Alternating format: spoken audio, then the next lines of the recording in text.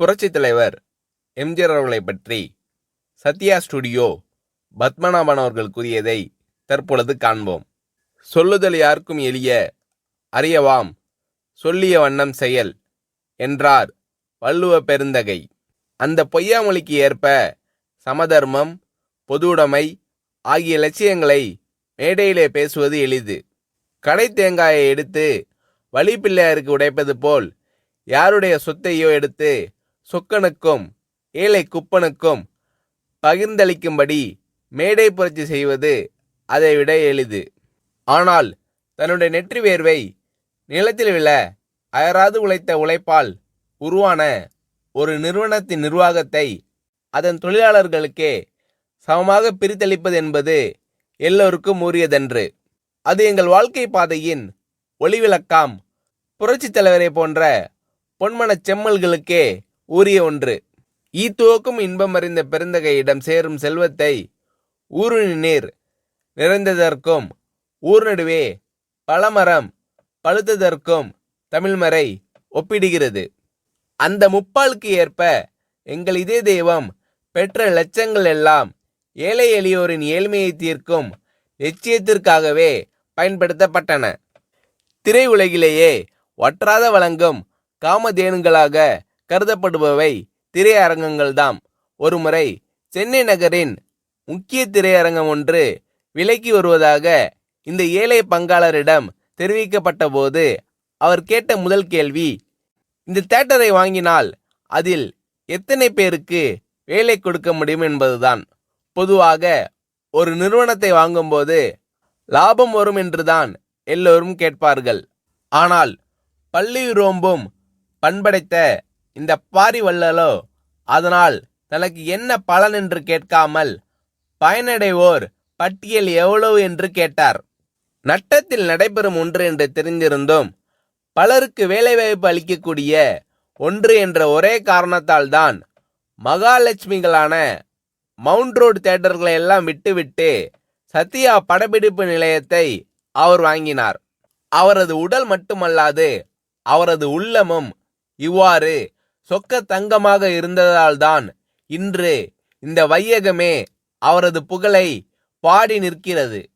முத்தமிழ் மண்டலம் மட்டுமல்லாது இந்தியாவே இன்று அந்த நம்பிக்கை நட்சத்திரத்தின் விழியசைவிற்கு காத்திருக்கிறது. இந்த ஈகை குணமும் கொடைத்தன்மையும் இன்று நேற்று வந்ததல்ல. சிலருக்கு தேர்தல் தேதி அறிவிக்கப்பட்டவுடனே நினைவுக்கு வருகின்ற கண் சிகிச்சை முகாம் போன்ற கண்கட்டி வித்தை அல்ல அது. இரத்தத்தின் இரத்தமான என் உடன்பிறப்பை என்று அவர் அழைப்பது அவரது உதட்டில் இருந்து வரும் சொல்லல்ல, அது அந்த வள்ளலின் இதயத்திலிருந்து வரும் இதய கீதம். ஒருமுறை விலை மதிக்க முடியாததும் எளிதில் கிடைக்க இயலாததுமான கேமரா ஒன்றை தொழிலாளி ஒருவர் கைத்தவறி கீழே போட்டு பழுதாக்கிவிட்டார். செய்வதறியாது திகைத்து போன நாங்கள் என்ன சொல்வாரோ என்ற அச்சத்துடன் ஒப்பனை அறையில் இருந்த புரட்சித் தலைவரிடம் தயங்கி விவரத்தை சொன்னோம். ஆனால் அந்த தனிப்பிறவியோ பல லட்சம் விலை மதிப்புடைய கேமரா பழுதடைந்து விட்டதே என்று பதறவில்லை, உடைத்தவர் மீது சீரவில்லை. அதற்கு மாறாக அந்த தொழிலாளியை அழைத்து உனக்கு அடி எதுவும் படவில்லையே என்று தாயன்போடு விசாரித்தார். பயப்படாதே, ரிப்பேர் செய்து கொள்ளலாம் என்று சிரித்த முகத்தோடு தட்டி கொடுத்து அனுப்பினார். பிறகு எங்களை நோக்கி, மதுரைக்கு வயதாகிவிட்டதல்லவா, அவரை கனமான கேமராவை தூக்க சொல்லலாமா, இனி யாராவது ஒரு இளைஞனை அவருக்கு உதவியாளராக அமர்த்துங்கள் என்றார். அச்சத்தோடு அந்த அறைக்குள் நுழைந்த நாங்கள் அச்சடித்த பதுமைகளாக அதிசயத்து நின்றோம். இப்படிப்பட்ட இதய கீதங்களை 27 ஆண்டுகளுக்கு மேலாக அருகில் இருந்து சுவைக்கும் பெரும்பேறு பெற்ற சிலரில் நானும் ஒருவன். ஈரோட்டு வெண்தாடி வேந்தரின் வீட்டில் கட்டி தயிர் உண்டு வளர்ந்த செல்ல பிள்ளையான நான் அவருடைய அரசியல் வாரிசான பேரறிஞர் அண்ணாவினால் பத்மநாபா என்று அழுத்தமாக அழைக்கப்பட்டு கரிமுட்டை லாரியில் உடன் சென்றும் உடை துவைத்தும் பணிவிடை செய்த தொண்டன். இன்று அந்த இங்கர்சாலின் இதே கனியான புரட்சி தலைவரின் ராஜசபையில் நானும் ஒரு அங்கம் என்று எண்ணும்போது என் தோள்கள் அந்த தேவனின் புகழை எண்ணி எண்ணி பூரிக்கின்றன. இதழ்கள் என் தலைவனின் புகழ் பாடி பாடி துடிக்கின்றன. இமைகள் அந்த சான்றோனின் தரிசனம் கண்டு கண்டு கழிக்கின்றன. ஏனெனில் என் தலைவனின் அத்தாணி மண்டபத்திலே நித்தில குவியல்களுக்கு மதிப்பில்லை. என்றும் நிலைத்து நிற்கும் நீதிக்குதான் மதிப்பு. ஊரை அடித்து உலையில் போடும் உளுத்தர்களுக்கு அங்கு இடமில்லை. ஆனால் உண்மை உழைப்பிற்கு அந்த ராஜசபையிலேயே என்றும் ஏற்றம் உண்டு. அந்த தேவ சபையிலேயே ஓடுபோரும் உயர்போரும் ஒப்பர்தான். உற்றாரும் ஒன்றுதான், ஊர்கோடி உலகப்பனும் ஒன்றுதான். அவ்வளவு தூரம் ஏன்? காரி உமிழும் கடைமகனையும் தன் மகன் போல் மடியேந்தி உயிர் காக்கும் உத்தமர் அவர். இன்னா செய்தார்க்கும் இனிய செய்வதே அவர் இயல்பு. கொல்ல வந்த கொடியோரையும் அன்பொழுக அண்ணன் என்று அழைப்பதே அந்த அண்ணலின் சால்பு. அவரை எதிர்த்தோர் என்றுமே வாழ்ந்ததில்லை. அது அவருடைய ராசி. குடைநிழலிலிருந்து குஞ்சரம் ஒருவராக இருந்தாலும் அவரது கடைவிழி சிவந்தாலே கரியாகி போவார். இது வரலாறு.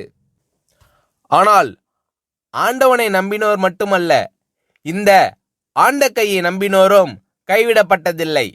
அதற்கு அந்த ஆலமரத்தின் நிழலில் இளைப்பாரி கொண்டிருக்கும் நாங்களே இரத்த சாட்சிகள். சிகாகோ நகரத்து வீதிகளை சிவப்பாக்கிய மேதின வீரர்கள் கூட குறிப்பிட்ட நேர உழைப்பு, அந்த உழைப்பிற்கு ஏற்ற ஊதியம் என்றுதான் ஆர்ப்பாட்ட போர்ப்பாட்டு பாடி சென்றார்கள். ஆனால் புரட்சி தலைவரோ அதனினும் ஒரு படி மேலே சென்று உழைப்பிற்கு ஏற்ற ஊதியம் பெறுவதை விட எங்களை அந்த நிறுவனத்தை நிர்வகிக்கும் பங்குதாரர்களாகவே ஆக்கியிருக்கிறார். இன்று சத்யா ஸ்டுடியோவை நிர்வகிக்கும் ஒர்க்கர் கம்பைன்ஸில் நாங்கள் எல்லாம் ஊழியர்கள் அல்ல, பங்குதாரர்கள். அதிலும் எப்படிப்பட்ட பங்குதாரர்கள்? பொது மேலாளர் முதல் துப்புரவு தொழிலாளி வரை எல்லோரும் ஒரு நிலைதான். உயர்வு தாழ்வு அற்ற சம பங்குதாரர்கள்தான். இந்திய துணைக்கண்டத்திலேயே ஏன் உலகம் முழுவதிலும் தொழிலாளர்களை சம பங்கு நிர்வாகிகளாக இருந்து நடத்தும் ஒரே படப்பிடிப்பு நிறுவனம் சத்யா ஸ்டுடியோ ஒன்றுதான். காரணம், அது ஒரு சாதாரண மனிதருக்கு சொந்தமானதில்லை. அது ஒரு சரித்திர நாயகனுக்கு, புதியன செய்யும் புரட்சி தலைவனுக்கு சொந்தமானது. பகுத்துண்டு பல்லுயிர் ஓம்புவதை நூலோர் தொகுத்தோற்றுள் எல்லாம் தலை என்று கூறும் குரல் நெறி தெரிந்த ஒரு குமணனுடையது. அந்த குமணனுடைய காலடியில் நாங்கள் நிற்பதில் அந்த வள்ளலின் சுடரொளி எங்கள் வாழ்க்கையின் வழிகாட்டி ஆகிறது. நாங்களும் எங்கள் குடும்பத்தினரும் உண்ணும் போதும் உறங்கும் போதும் அந்த ஏந்தலை எங்கள் வாழ்க்கை பாதையின் ஒளிவிளக்காம் புரட்சி தலைவர் நீடூழி வாழ்க என்று நித்தம் நித்தம் வாழ்த்தி வணங்கி கொண்டிருக்கிறோம் என்று புரட்சி தலைவர் எம்ஜிஆர் அவர்களை பற்றி சத்யா ஸ்டுடியோ பத்மநாபன் அவர்கள் கூறுகிறார்.